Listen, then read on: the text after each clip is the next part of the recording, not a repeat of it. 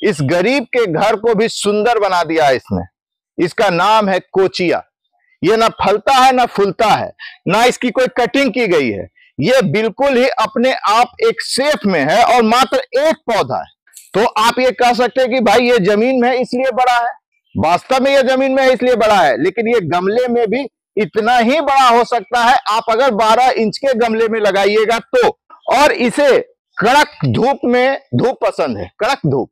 बिना धूप के जब तक इसको 4 से 6 घंटा धूप नहीं होगा, इसमें हरियाली नहीं आएगी। और यह इसी तरह अक्टूबर तक ये ऐसा ही रहेगा। अक्टूबर के बाद इसकी कलर चेंज हो जाएगी, इसमें छोटे छोटे फूल आते हैं। फूल के लिए इसे नहीं लगाया जाता है। इसका एट्रैक्शन, इसके शेप और इसकी हरियाली, ये आपका 1800 ईस्वी के अंत में यूरोपियन प्रजातियों के द्वारा पहली बार लगाया गया था अमेरिका में। और अमेरिका में उस समय लगाने के बाद यह एक सजावटी पौधे की तरह आज तक लगता चल रहा है। और गर्म जलवायु होने के कारण हर द्वीप जहां पर भी गर्मी पड़ती है, उष्णकटिबंधीय क्षेत्र है, वहां पर इसे आसानी से लगाया जाता है और हर गार्डनर इसको लगाता है। क्या इस गरीब का घर इस पेड़ के चलते सुंदर नहीं लग रहा है? जी हाँ, इसे आप लगाइए। मात्र 1 रुपये का पौधा है। 1 रुपये के पौधे से 200 पौधा इसमें फूल आएंगे। और इसको एक पूरी डाली को ही एक पूरे पॉली बैग में रख लीजिएगा। पॉली बैग रख लीजिएगा या आप कपड़े का एक झोला बना के उसमें ही पूरी डाली को ही रख दीजिएगा। सही मायने में मानिए मार्च लास्ट से लेके अगस्त तक इसकी खूबसूरती इसी तरह बरकरार रहेगी।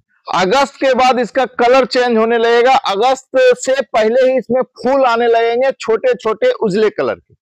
वो आपको दिखेंगे, हर ब्रांच पे दिखेंगे। होता क्या है, अगस्त के बाद जब आता है सितंबर में ओस गिरना स्टार्ट हो जाती है और ठंड आ जाती है। धूप की संख्या घट जाती है, मतलब धूप आने की का समय थोड़ा कम हो जाता है और ओस के चलते इसके ब्रांचेस गलने स्टार्ट हो जाते हैं।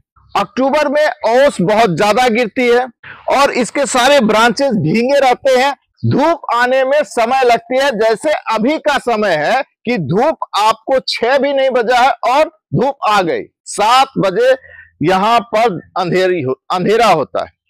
पक्का 7 बजे आपका अंधेरा होगा। करीब 4 बजे तक कड़क धूप लगती है। तो ये गर्म जलवायु का पौधा है, जिसे इसे जितना धूप लगेगी उतना ये फैलेगा जमीन में। गमले में थोड़ा सा आपको अगर 3-4 घंटे धूप लगता है तो ज्यादा बेटर। अगर ज्यादा धूप लगेगा तो गमला बड़ा होना चाहिए और पौष्टिक मिट्टी बहुत ज्यादा होना चाहिए और मॉइस्ट बहुत ज्यादा होना चाहिए। इसमें तो मॉइस्ट जमीन है, एक बार पानी दिए तो 5-6 दिन में आराम से पानी चल जाएगा। जब आपकी शरद ऋतु जाने वाली रहेगी और गर्मी आने वाली रहेगी, उसी समय एक क्यारी बना लीजिएगा जमीन में, या सीडलिंग ग्रोइंग गमला आता है, वो पतला और चौड़ा ज्यादा होता है, उसमें आप कोकोपीट में डाल दीजिएगा। यहाँ तो आप भुरभुरी जमीन रहेगा, वहां बहुत अच्छी से लगेगा ये, क्योंकि ये जमीन थोड़ी बलुआही है इसलिए ज्यादा फैला है।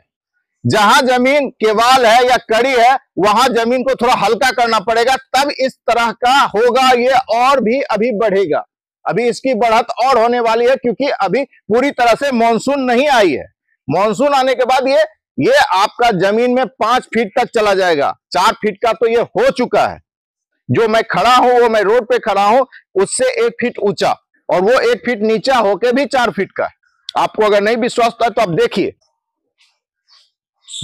मेरी लंबाई 5-10 है और ये करीब करीब ये आधा से भी ऊपर हो चुका है, देख रहे हैं। और ये अभी बढ़ रहा है, कम से कम यहां तक आएगा।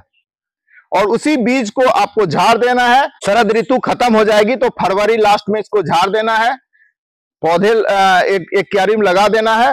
और इसको वहां से जब ये कम से कम 6 इंच का हो जाए तो आप उसको हर जगह मूव कर दीजिएगा, जहां भी लगाना है लगा दीजिएगा। ये मेरा एक पौधा है।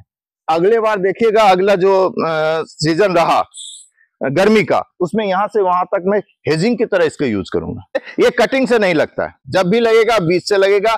अभी आप अगर जाइएगा नर्सरी में तो 20-25 रुपया में आराम से मिल जाएगा, लेकिन बीज अगर 20 रुपया का ले लिए तो ये 100 हो जाएगा।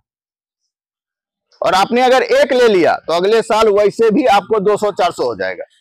जैसा ये अगर इस तरह से बूसी हो गया तो आप समझिए कि 200-400 पौधे लगा सकते हैं मुफ्त में।